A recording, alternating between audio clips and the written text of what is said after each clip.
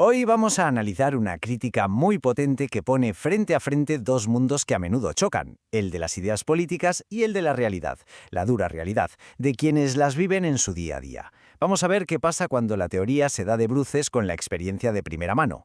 Y bueno, esta frase lo resume todo, ¿no? Es el punto de partida del argumento central que vamos a desgranar. Ese abismo que parece existir entre apoyar una ideología desde la comodidad y tener que vivir sus consecuencias más directas. La idea principal aquí, o la acusación si se quiere, es que muchas veces el apoyo a ciertas ideologías viene de una posición de confort, muy lejos de lo que significa su aplicación en el mundo real. Aquí vemos el contraste de una forma súper claro. Por un lado la comodidad, tener comida, seguridad, y desde ahí teorizar. Y por otro, la realidad de la escasez en sitios como Cuba o Venezuela. El argumento es que, claro, es muy fácil defender un sistema cuando se tienen las necesidades básicas más que cubiertas. Una perspectiva que no tiene nada que ver con la de quien lucha cada día por lo esencial. Vale, y ahora vamos a lo más duro. Vamos a ponerle cara y ojos a esta crítica. ¿Cuál es ese coste humano del que se habla? ¿Qué significa vivir bajo estos sistemas según los testimonios? Lo que se nos cuenta es que se vive en un ambiente donde la libertad de expresión simplemente no es una opción, donde decir lo que piensas de verdad no es un derecho, sino un riesgo enorme. Entender esto, que la verdad tiene un precio tan alto, es clave para comprender la desesperación que hay detrás. Fijaos en esta frase, es que es tremenda. Captura ese momento límite, de auténtica desesperación. Es cuando la necesidad de que el mundo conozca tu verdad se vuelve más grande que el miedo a las consecuencias. Es el grito de quien siente que ya no le queda nada por perder. Y claro, es que esa desesperación no sale de la nada, no es algo teórico. Viene de cosas muy concretas del día a día.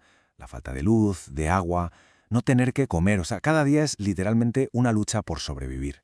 Para que entendamos mejor de dónde vienen esas decisiones, que desde fuera pueden parecer, difíciles de comprender, la fuente nos propone una analogía que es, muy potente. Esta historia va directa a la yugular del juicio externo. Es una forma de preguntar, oye, ¿con qué derecho criticas ahora si cuando se te pidió ayuda miraste para otro lado? Pone sobre la mesa la moralidad de juzgar una decisión de pura supervivencia cuando no se ha movido un dedo para ayudar antes. Al final, el mensaje es este. La cosa no va de ideologías. Cuando lo que está en juego es la supervivencia, poder dar de comer a tu familia, la gente se agarra a lo que sea. Cualquier oferta de ayuda se vuelve una opción válida cuando la alternativa es la nada absoluta. Y con todo esto sobre la mesa, llegamos al meollo de la cuestión, ¿no? A ese gran conflicto, a esa brecha enorme entre lo que se dice en los libros y lo que se vive en la calle. A ver, si lo miramos en frío, sobre el papel, la promesa suena bien, ¿verdad? Un sistema basado en la igualdad, en que todo es de todos, que busca acabar con las clases sociales. Es fácil entender por qué el ideal, en la teoría, resulta atractivo. Y en esta tabla se ven las diferencias de manual, las teóricas. Por un lado, el comunismo, con su control estatal y su objetivo de igualdad. Por el otro, el capitalismo, centrado en la propiedad privada y el beneficio. Son, básicamente, dos maneras opuestas de ver el mundo. Pero aquí es donde todo se rompe. La frustración que transmite la fuente viene justo de ahí, del coste humano. De cuando toda esa teoría tan bonita no se traduce en lo más básico, en poder vivir dignamente. No es un debate académico, es la falta de comida en la mesa. Y para terminar, el foco da un giro de 180 grados. Ahora apunta hacia afuera, hacia los que miran desde la barrera, desde la comodidad. Y se lanza esta pregunta al aire, que es casi una acusación directa a esos espectadores silenciosos. Cuestiona la sinceridad de una preocupación que solo aparece cuando ya es tarde, ¿no? ¿Y tú dónde estabas antes? La crítica aquí es feroz contra esa actitud, ¿no? La de ignorar años y años de peticiones de ayuda, de sufrimiento, y solo empezar a hablar del tema cuando salta a los titulares y, de alguna manera, se pone de moda. Así que nos quedamos con esa pregunta final. Una pregunta incómoda que nos interpela a todos. Al observar el sufrimiento desde la distancia, ¿cuál es el papel, cuál es la responsabilidad de quien mira desde fuera? Ahí queda eso. Hoy vamos a meternos de lleno en una tensión que es casi tan antigua como la política misma. Ya. La que existe entre una idea, en su forma más pura, más teórica, y luego la realidad que viven las personas bajo los sistemas que intentan aplicarla. Y para explorarlo tenemos una combinación de fuentes fascinante. Por un lado, tenemos, digamos, el corazón del asunto. Ajá. Un video con un testimonio muy visceral, cargado de frustración, de experiencias de primera mano sobre lo que significa, según el autor, vivir bajo un régimen comunista. Y por otro lado, el cerebro. Y por otro, el cerebro, exacto. Un texto analítico que coge toda esa emoción cruda y le pone una estructura, un marco teórico. Es que es eso, el corazón y el cerebro. Y nuestra misión va a ser precisamente esa, ¿no? Conectar ambos. Queremos entender el coste humano del que hablan estas fuentes. Claro. Y desentrañar cómo una idea que, en palabras del propio vídeo, sobre el papel puede parecer muy bonita, pues acaba generando relatos de tanto sufrimiento. Yo creo que la pregunta central que plantean es, ¿dónde está el punto de ruptura? Esa es la pregunta clave. Entre la promesa de una ideología y la paciencia de la gente. Una pregunta clave, sí. Porque lo que vamos a ver es que este debate no va de gráficos económicos o de textos académicos. No. Va de cosas tan básicas como la comida en la mesa o la libertad de poder hablar sin miedo. Y vamos a usar los ejemplos de Cuba y Venezuela que nos dan las fuentes para ver cómo se manifiesta esa tensión en la práctica. Pues vamos a ello. Y el vídeo arranca con una frase que es, una auténtica declaración de intenciones, casi un dardo. Es muy directa. Directísima. Dice, es muy fácil ser comunista con un iPhone desde aquí, que no te falte comida. Fíjate que esa frase es increíblemente efectiva. Es una imagen potentísima. Totalmente. En apenas, 10 palabras, condensa toda la crítica. No ataca la idea en sí, ¿No? sino lo que percibe como la hipocresía de defenderla desde una posición de seguridad, de abundancia. Claro, es que te planta delante una contradicción visual. El símbolo del capitalismo de consumo global, el iPhone, en manos de alguien que defiende un sistema que teóricamente es opuesto. Justo. El vídeo lo que está diciendo es, tu defensa de esta idea está protegida por las comodidades del sistema que criticas. Y es interesante porque el texto de análisis que manejamos le pone un nombre a esto. Lo llama el conflicto ideología versus realidad. Ah, mira. Y subraya que este es el eje de toda la crítica. No se está debatiendo si la teoría de Marx es coherente o no. El ataque va dirigido a quienes, según la fuente, la defienden sin sufrir sus consecuencias. Desde una distancia que al autor le parece Insultante. La queja no es teórica, es existencial. Y para que no se quede en una simple frase ingeniosa, el vídeo enseguida nos sumerge en esa supuesta realidad. Nos lleva a Cuba. Sí. Y cuenta la experiencia de encontrarse con gente que sabe perfectamente que, por hablar, la van a meter presa. Y esto lo narra no como una estadística, sino como un encuentro humano, cara a cara. El momento que describe es desgarrador. Cita a una persona que se le acerca y le dice, me van a meter preso, pero quiero que se sepa la verdad. Madre mía. Pensemos un segundo en la psicología que hay detrás de esa frase. Es la declaración de alguien que ha llegado a un punto de no retorno. Es que te está diciendo que ha sopesado las dos opciones, ¿no? El silencio o la cárcel, y ha decidido que el coste de callar es mayor que el de perder su libertad. Exacto. El vídeo lo interpreta como el acto de alguien que lo ha perdido todo, para quien la libertad ya era una ilusión y por tanto no tiene nada más que perder. Y ese todo no es solo la libertad de expresión.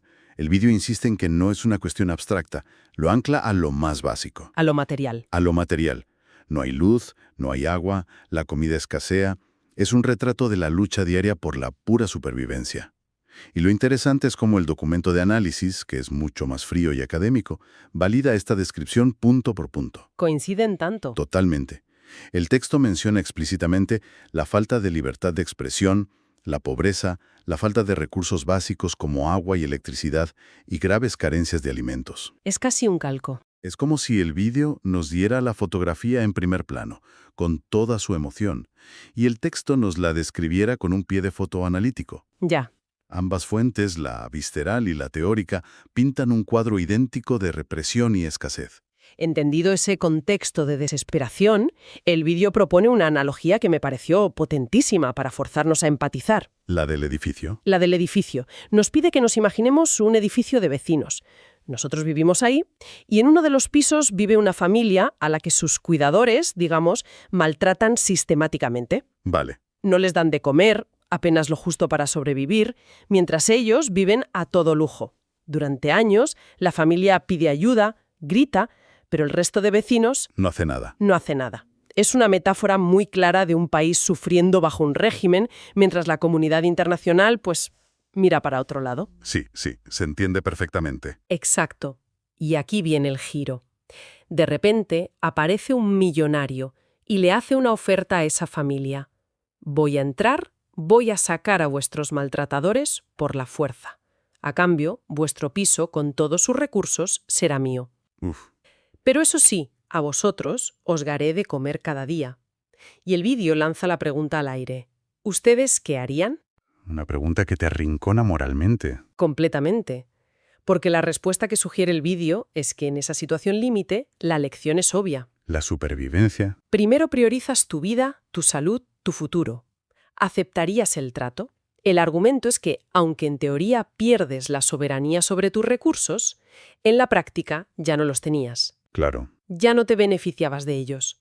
Por tanto, eliges sobrevivir. Y aquí es donde la analogía se vuelve realmente afilada, porque podría parecer una justificación de la intervención externa, del millonario. Pero no, No va por ahí. no. El verdadero objetivo de la crítica, el golpe más duro, no va ni contra el millonario ni contra la familia desesperada. Va contra los vecinos. Ahí está la clave. Me pareció un giro brillante. Los mismos vecinos que durante años ignoraron los gritos de auxilio, de repente, cuando ven que el millonario va a intervenir, se escandalizan. Ahora sí que opinan. Ahora sí, empiezan a opinar desde la escalera. Oye, eso no se puede permitir. ¿Cómo vamos a dejar que un actor externo se quede con esa propiedad? Y el video les lanza la acusación a la cara. ¿Por qué no ayudaste antes? ¿Por qué no hiciste nada cuando te pedían auxilio a gritos? Y se responde a sí mismo. Se responde a sí mismo. Porque te da igual. Toda la fuerza de la analogía se desplaza hacia la indiferencia, hacia la hipocresía de los observadores externos que solo se activan para criticar la solución drástica, pero que fueron cómplices con su pasividad ante el problema original. Es una acusación de indiferencia selectiva. La frustración no es solo con el régimen, es con el mundo que mira. Opina desde la barrera y, según el vídeo, ahora opina sin saber, cuando antes no hizo absolutamente nada. Es muy duro. Después de escuchar esta analogía tan potente, te obliga a dar un paso atrás y preguntarte, a ver, ¿cómo se llega a esto? ¿Qué hay en los cimientos de estos sistemas que, según las fuentes, provoca resultados tan dramáticamente distintos a sus promesas? Esa es la pregunta del millón, y para intentar responderla, el texto de análisis nos ofrece una herramienta muy útil. Ah, sí. Es una tabla que compara las bases teóricas del comunismo y el capitalismo. No para decir cuál es mejor, sino para entender de dónde nacen las tensiones que describe el vídeo. Perfecto, pues vamos a desglosar esa comparación, porque creo que aquí está el núcleo de todo. Empecemos por lo más básico, la propiedad. ¿De acuerdo? En la teoría comunista, los medios de producción, las fábricas, la tierra, las empresas, son de propiedad pública o estatal. La idea es que, si nadie es dueño de ellos, se elimina la base de la explotación. ¿Claro? En el capitalismo, el principio es el opuesto. La propiedad privada es un derecho fundamental. Y esto, que suena a concepto legal, tiene una implicación brutal en el día a día. Si conectamos con el vídeo, las fuentes argumentan que la propiedad pública en la práctica se convierte en propiedad del Estado. Ya. Y si el Estado es el que no te da luz ni agua, ¿de quién es realmente la propiedad? La gente siente que no controla nada, que lo público no es suyo. Precisamente, se produce una desconexión entre el pueblo es el dueño teórico y el no tengo ni para comer práctico. El segundo punto de la tabla está íntimamente ligado a esto, la asignación de recursos. ¿Quién decide? ¿Quién decide qué se produce y cómo se reparte? Dos modelos opuestos, imagino. Totalmente. En el comunismo teórico, la respuesta es la planificación centralizada. Un gobierno, un comité, decide qué necesita la sociedad y organiza la producción para satisfacer esas necesidades. La lógica es racional, planificada. ¿Y en el capitalismo? En el capitalismo la respuesta es el mercado. Un sistema caótico en apariencia, basado en la oferta y la demanda, donde millones de decisiones individuales determinan qué se produce. Y, de nuevo, volvemos al testimonio. El vídeo nos fuerza a preguntarnos, ¿qué pasa cuando esa planificación centralizada falla? Claro. La teoría suena ordenada, pero si el comité se equivoca en sus cálculos, o es corrupto, o es ineficiente, el resultado, según el vídeo, no es un error en una hoja de cálculo. No. Son estanterías vacías en el supermercado. Es una familia que no tiene comida. El fallo del planificador lo paga el ciudadano de a pie. Exacto. El texto lo enmarca como un problema de información y de incentivos. ¿Puede un comité central saber realmente lo que necesitan millones de personas mejor que ellas mismas? El capitalismo argumenta que no, que el mercado, a través de los precios, es un mecanismo de información mucho más eficiente. Y el tercer punto de comparación es, El objetivo final, ¿no? ¿Para qué está montado todo esto? El propósito. Aquí las promesas son muy distintas, ¿verdad? Son antagónicas. El objetivo declarado del comunismo es la igualdad. Eliminar las clases sociales, que nadie explote a nadie y que la riqueza se distribuya de forma equitativa. Es un ideal de justicia social colectiva. ¿Y el del capitalismo? El del capitalismo es la maximización del beneficio individual. La idea es que la búsqueda del interés propio a través de la competencia genera innovación, eficiencia y, en última instancia, una mayor prosperidad para todos.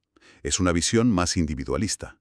Y el choque que plantean las fuentes es brutal. La promesa de igualdad choca con la realidad que describe el vídeo, Sí, donde parece haber una nueva clase social. La élite política y militar que sí tiene acceso a todo, mientras la gran mayoría de la población sufre carencias. La promesa de eliminar las clases parece haber creado, según estas fuentes, una de las divisiones más profundas y dolorosas. y eso nos lleva al último punto de la tabla, que quizás es el que conecta de forma más directa y emocional con los testimonios: la libertad individual. El derecho a hablar, a decidir, a moverte. Exactamente. En la teoría comunista, el bien colectivo a menudo se prioriza sobre la libertad individual. Las necesidades del Estado o de la revolución pueden justificar la restricción de ciertas libertades personales, ¿Como la de expresión? como la de expresión o asociación, si se consideran una amenaza para el proyecto común. En la teoría capitalista, los derechos y la libre elección del individuo son, al menos en el papel, el pilar central del sistema. Tanto en lo económico como en lo personal. Eso es. Y aquí la conexión es directa. Cuando el vídeo nos habla de gente que sabe que por hablar la van a meter presa, está describiendo el coste humano de esa subordinación de la libertad individual al colectivo. Ya no es un debate filosófico. No. Es el miedo tangible a la cárcel por decir lo que piensas. Es la materialización de esa diferencia teórica. Así es. Al final, lo que nos muestran estas fuentes juntas es que el debate no es planificación central versus mercado en abstracto. Es un plan que promete igualdad pero que deriva en escasez frente a un sistema que promete libertad pero que puede generar grandes desigualdades. Claro. La frustración que destila el vídeo viene de sentir que en su caso el sistema no solo ha fallado en su promesa de igualdad, Sino que además se ha llevado por delante la libertad. se ha llevado por delante la libertad individual, dejando a la gente sin ninguna de las dos cosas. El coste humano de ese fracaso, ese es el centro de todo el argumento. Haciendo balance de todo lo que hemos analizado, queda claro que el hilo conductor es esa brecha insalvable entre una promesa ideológica y una realidad descrita como insoportable. Sí, totalmente. Hemos visto cómo se critica duramente la defensa de estas ideas desde la comodidad, contrastándola con testimonios de escasez y represión en lugares como Cuba y Venezuela. Y esa analogía del edificio, nos ha dejado una reflexión muy incómoda, no tanto sobre los tiranos o los libertadores, sino sobre la indiferencia de los que miran desde fuera, sobre el papel de los vecinos. Sí, y finalmente, al desgranar las diferencias teóricas, hemos visto que no son meros tecnicismos, sino que cada punto, propiedad, planificación, libertad, tiene consecuencias directas y profundas en la vida de las personas. Exacto. La gran conclusión que se puede extraer de estas fuentes, creo, es que la prueba definitiva de cualquier sistema político no se encuentra en sus textos fundacionales, sino en la vida cotidiana de su gente. Totalmente. Se podría llamar el test del supermercado o el test de la plaza pública. ¿La gente puede alimentar a su familia? ¿Puede decir lo que piensa sin miedo? Según estas fuentes, cuando un sistema suspende ese examen básico, toda su belleza teórica se vuelve irrelevante. Nos recuerda que detrás de cada ideología hay vidas en juego. El acceso a la comida, al agua, a la electricidad y la libertad para construir un futuro. Al final, como bien decías, la frustración no nace de un desacuerdo intelectual, sino de un sufrimiento muy real. Y es aquí donde, tras analizar lo que dicen las fuentes, nos queda una reflexión para seguir explorando. Las fuentes se centran en el qué, el sufrimiento, la escasez, las promesas rotas. Sí, Pero si damos por válida la desesperación que describan, queda una pregunta flotando en el aire. Una pregunta que la analogía de los vecinos deja sin responder. Más allá de la indiferencia, ¿cuáles son las barreras reales, tanto internas como externas, que perpetúan estas situaciones e impiden el cambio? Y sobre todo, ¿cuál es y cuál debería ser la responsabilidad real de esos vecinos en un mundo tan interconectado como el nuestro?